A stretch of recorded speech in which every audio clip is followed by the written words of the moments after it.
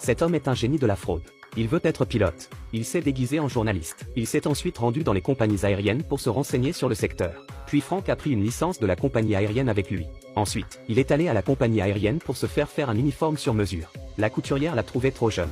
Frank a dit qu'il était copilote et qu'il avait perdu son uniforme le premier jour. Le costumier l'a cru. C'est ainsi que Frank est devenu pilote. Lorsqu'il se rendit à la banque pour échanger de la fausse monnaie, tout se passa parfaitement. Mais Frank n'est pas satisfait. Il continue à perfectionner ses techniques. Il a pris le logo d'une maquette d'avion et l'a collé sur un chèque imprimé. Il a ainsi réussi à soutirer d'importantes sommes d'argent. Il a même obtenu un vol gratuit en tant que pilote. Mais dès que l'avion a décollé, il l'a regretté, il semblait avoir le vertige. Il est descendu de l'avion et a retrouvé son père, qu'il n'avait pas vu depuis des années. Il lui a alors offert une voiture de luxe. Mais son père ne l'a pas accepté parce qu'il était fiché comme mauvais payeur. S'il rentrait chez lui dans une voiture de luxe, il serait soupçonné. Mais Frank pensait que l'argent pouvait tout faire.